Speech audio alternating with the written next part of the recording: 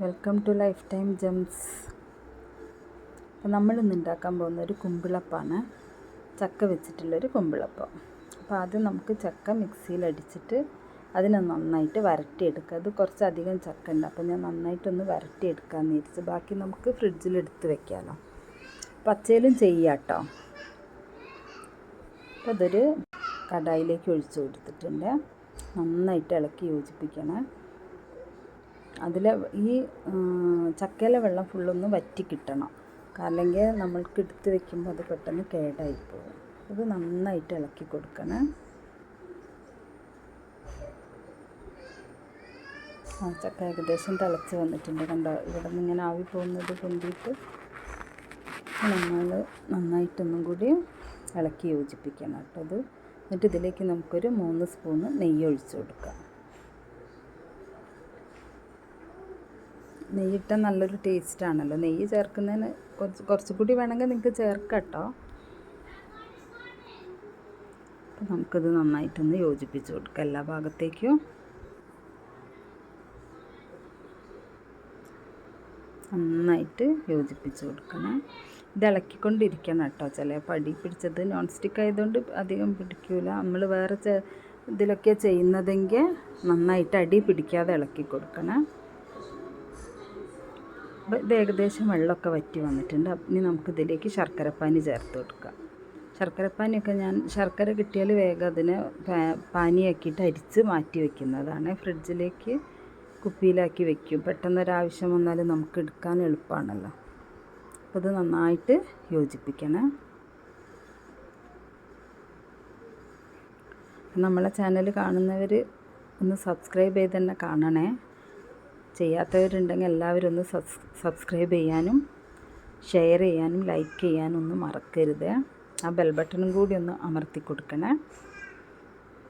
അപ്പോൾ നമ്മളിടുന്ന വീഡിയോസ് നിങ്ങൾക്ക് അപ്പം തന്നെ കാണാൻ കഴിയും.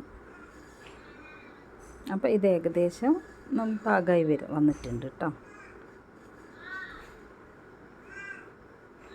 വെള്ളമൊക്കെ വറ്റിയിട്ടുണ്ട് നന്നായിട്ട്. നമ്മളിത് ഉണ്ടാക്കുന്നത് ഇപ്പോൾ പ്ലാവിലയിലാണ് ഉണ്ടാക്കുന്നത്. ഒന്നും കൂടി ടേസ്റ്റ് വഴണയിലാണ് കിട്ടാണ്ടെങ്കിൽ അതുകൊണ്ട് ഉണ്ടാക്കുക. അതില്ലാത്തത് കൊണ്ടാണ് ഞാൻ പ്ലാവിലെടുത്തത്. പിന്നെ ഇതിലേക്ക് നമുക്ക് വേണ്ടത് അരിപ്പൊടിയും തേങ്ങയും ഈ വരട്ടി വെച്ച ചക്കയും കേട്ടോ.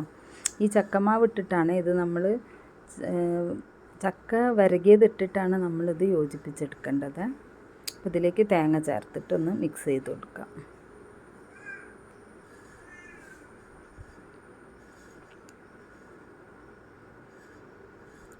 ഇതിലേക്ക് നമുക്ക് ചക്ക ശർക്കര ഇട്ട് വരട്ടി വെച്ചതും കൂടി ചേർത്തിട്ട് നന്നായിട്ട് യോജിപ്പിച്ചെടുക്കുക. ഈ ഒരു ചക്കയിലാണ് നമ്മളിത് യോജിപ്പിച്ചെടുക്കുന്നത്.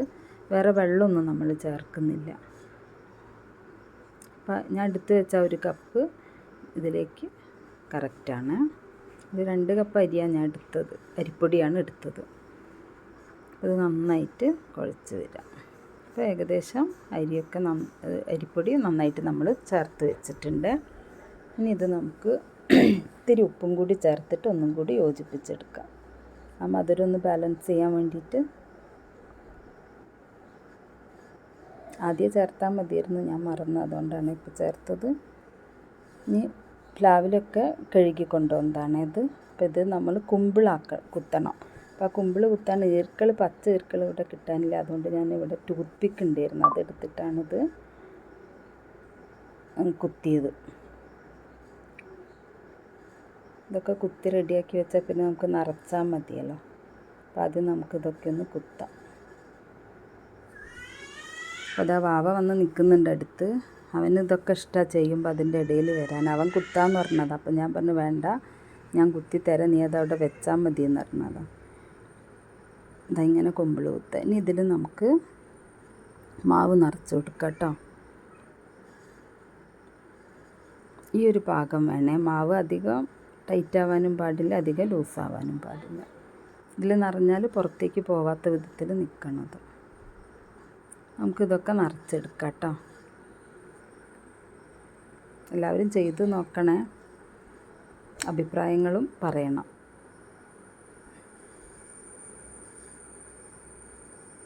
പണ്ടൊക്കെ എല്ലാവരും ഇതൊക്കെയാണല്ലോ അല്ലേ ചെയ്യുന്നത്. ചക്ക എന്താ പറയുക, പുഴുങ്ങ, ചക്ക അട ഉണ്ടാക്കും, കുമ്പിളപ്പം ഉണ്ടാക്കും, പായസം ഉണ്ടാക്കും. അതൊക്കെ ഏറ്റവും നല്ലതാണല്ലോ നമുക്ക് ശരീരത്തിന്. അപ്പോൾ നമ്മൾ ഇതിലേക്ക് വെച്ച് കൊടുക്കാം കേട്ടോ. ഞാൻ ആദ്യം ഇഡ്ഡലി ചെമ്പ് ചൂടാക്കാൻ വെച്ചിരുന്നു. അതിലേക്ക് നമുക്ക് കുമ്പിളപ്പമൊക്കെ ചേർത്ത് കൊടുക്കാം. അധികം ചേർക്കണ്ട, കാരണം എന്താണെന്ന് വെച്ചാൽ ചിലപ്പം വെന്ത് കിട്ടാൻ ബുദ്ധിമുട്ട്. അപ്പോൾ കുറച്ചിട്ടിട്ട് വേവിച്ചെടുക്കാം നമുക്ക് ആദ്യം. വെന്തോ നോക്കാം കേട്ടോ.